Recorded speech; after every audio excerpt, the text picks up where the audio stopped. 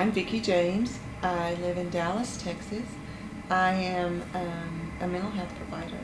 My licensure is licensed marriage family therapist and licensed professional counselor.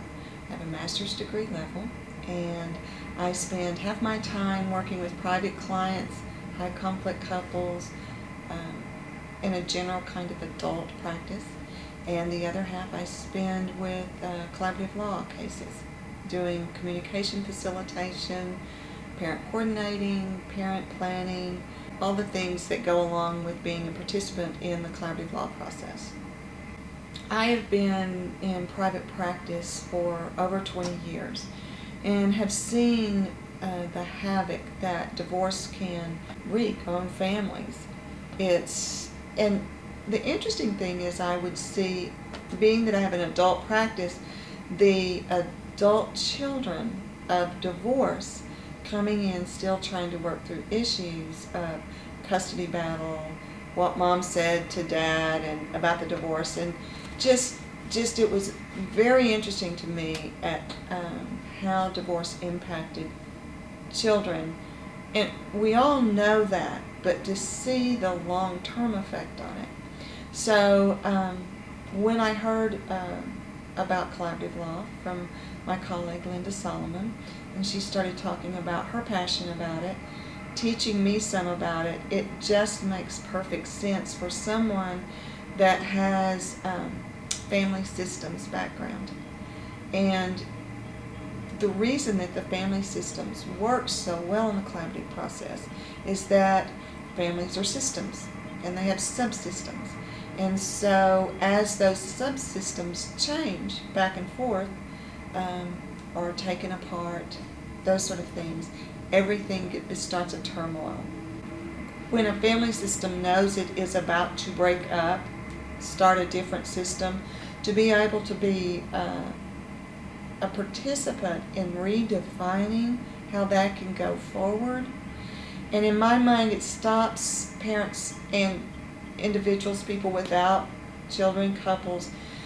They don't become divorced man and woman or divorced parents. They become a new definition of the system they want to be.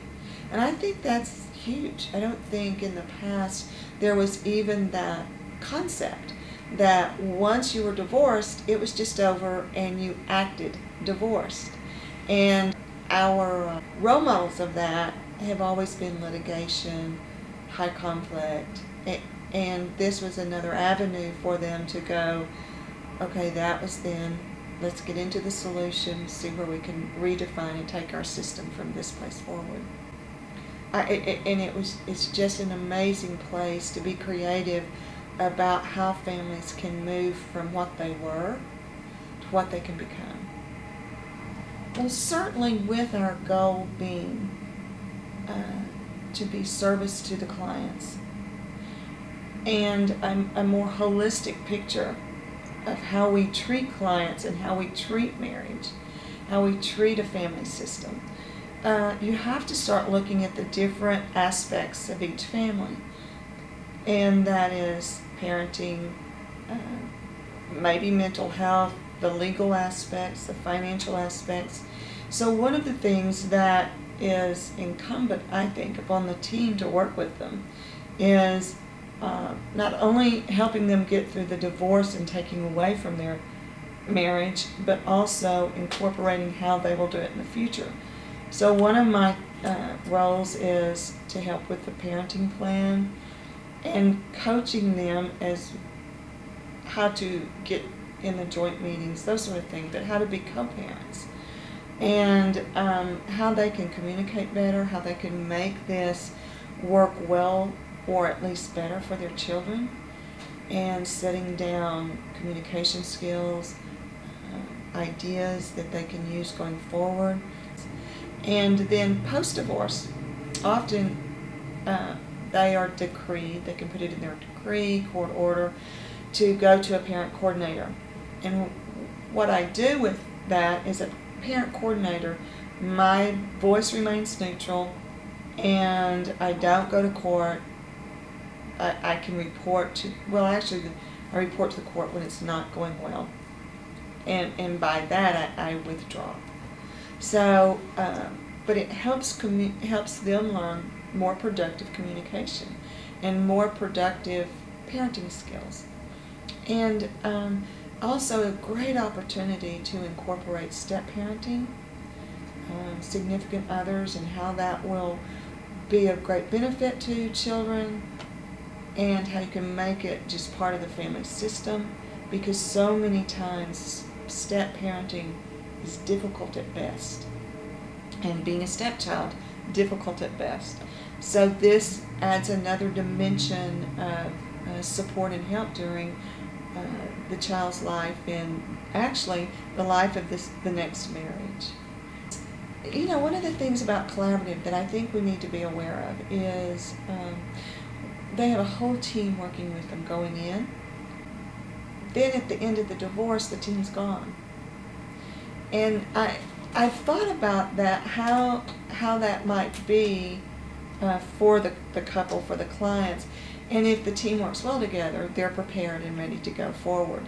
If there's a glitch, whoa, it's kind of cold water in the face. So a parent coordinator is excellent to go into that role of a longer term, just touching base with them. How are things going?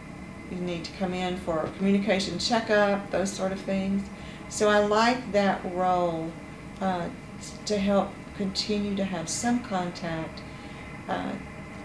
with the client, so that it's not just a cutoff time. And I think it speaks well for collaborative law if we did that more often, have that longer term contact with them to see how things are going. People do wonder, why do we need a therapist here? Why do we need a mental health provider? I'm not crazy. Therapy didn't work for us. That's why we're here. And lots of times they'll come in with an attitude about the mental health professional because they think we're all therapists and not good ones, or they wouldn't be getting a divorce. But I think the important thing to know is the shift between therapy and coaching. And our hat changes a lot in that process. And in the neutral process, we go into the meetings as a neutral, working for both clients. And it offers a safety zone in a way, because when emotions do come out, and they will, because it's a difficult time, we're putting people in a position they've never been in before, and they're armed with every skill they had when they were identified as a couple. Well, boom, now you stop identifying as a couple, as parents, and you are asked to think, make judgment calls, process as a single person and a single parent.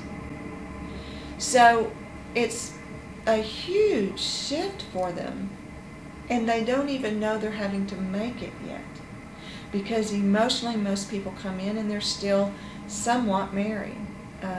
And you ask on a divorce scale 1 to 10, where are you? We get cases there's 1 in a 10.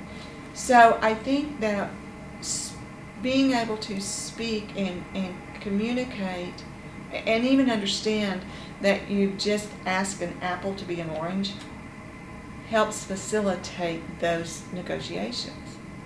And to be able to step back and just explaining that to a couple, the light goes on, and they, anytime you can make them aware of something, it automatically creates change. And so they can step back and look at it a little bit differently.